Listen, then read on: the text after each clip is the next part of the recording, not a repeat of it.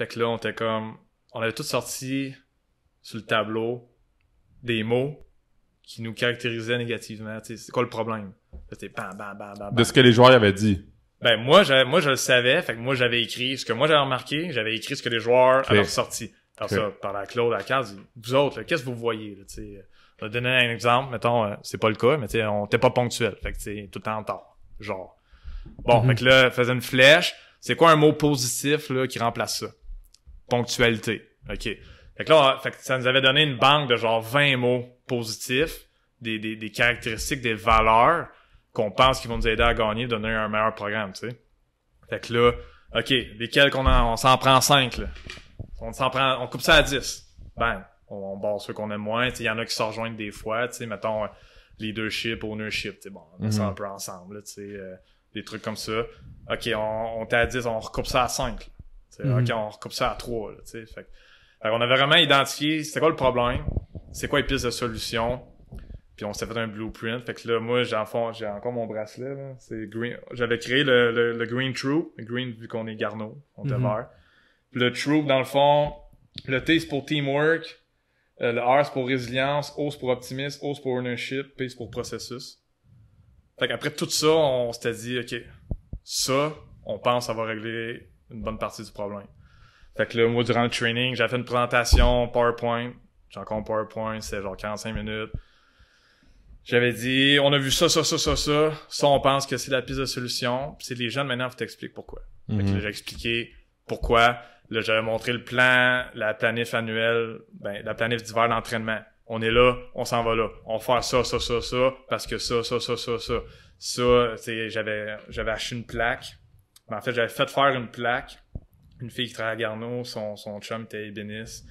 Il y avait les deux logos des élans, Green Troop, Garneau Football. Avant chaque training, il fallait que tu touches la plaque. Si tu touches pas la plaque, tu sors. Si tu touches la plaque, c'est parce que tu signes ton contrat que tu donnes ton 100% puis t'es Green Troop, là. Fait que tu travailles en équipe, t'es résilient, t'es optimiste, tu prends ownership, tu t'arranges ça aille bien, etc. Fait que c'était devenu notre lifestyle, le Green Troop.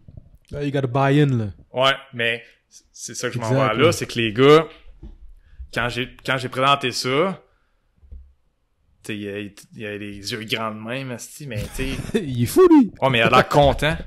OK. Parce que, tu sais, mettons, les gars de 3 ans, c'est 3 ans qu'ils perdent. Les gars de 4 ans, ça fait 4 ans qu'ils perdent. Fait qu'il était mûr à du changement. Il était prêt à du changement. Puis tu sais, à la défense, mettons, quand Claude pis Dave sont arrivés, c'était encore pire. Tu sais, il a fallu qu'ils fassent un ménage. Fait que tu sais, il y avait des problèmes dans l'équipe. Fait que tous ceux qui étaient les copains, ils ont mis ça dehors. Fait que là, il manquait de joueurs un peu. Fait que là, il fallait qu'ils recrutent. Fait que là, quand moi j'étais arrivé, c'était comme vers la fin de la base de recrutement à Claude. Fait que c'était des gars que Claude avait recrutés. Puis aussi, il y avait beaucoup d'anciens Saint-Jean dans l'équipe, que moi, j'avais coaché 2 ans à Saint-Jean. Fait que eux, ils me faisaient confiance, puis ils me connaissaient. Puis c'était des 2e, 3e années. Fait qu'il y avait du leadership dans l'équipe. Ouais. Fait que tu sais, si quelqu'un hésitait, il était capable de dire hey, ta gueule, là, tu sais, comme fais ce qu'il dit, puis inquiète-toi pas, ça va bien aller. On le connaît. Exact. Ouais. Fait que ça, tu sais, tout était aligné. Les gars étaient mûrs pour du changement. C'était version 2.0, puis là, on est tanné, là. Go, faut qu'il se passe de quoi.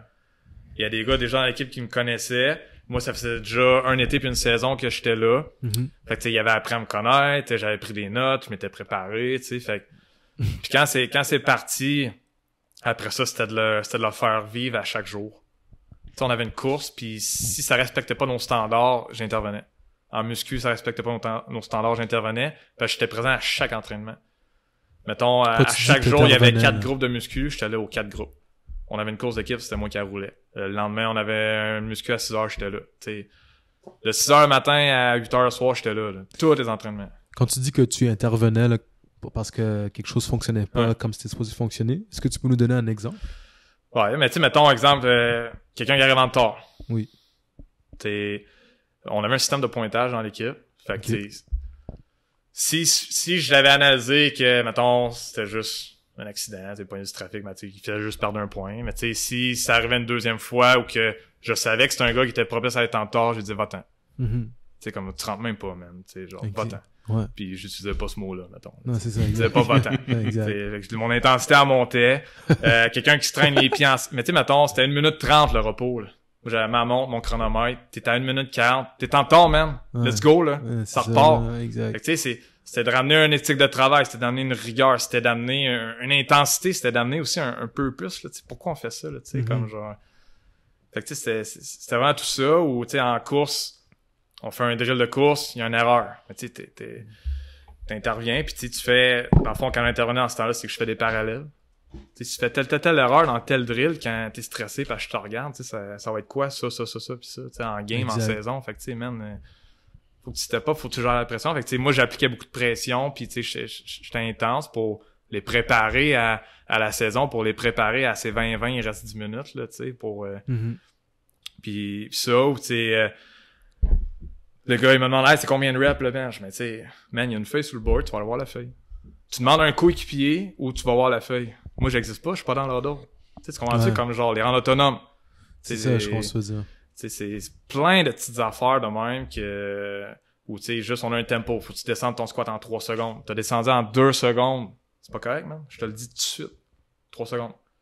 T'es pas capable, enlève des poids. T'en laisses pas passer, là. Non, rien. Rien. Mais t'as pas le choix, sinon bon, ça marche pas. Parce exact. que... Sinon ça marche pas, tu sais, faut que tu sois Ouais. constant. Ouais. Mais moi j'avais cet standard-là. Fait que si une journée j'étais là, ça, tu sais, c'est quelqu'un qui se faufile dans le net, là.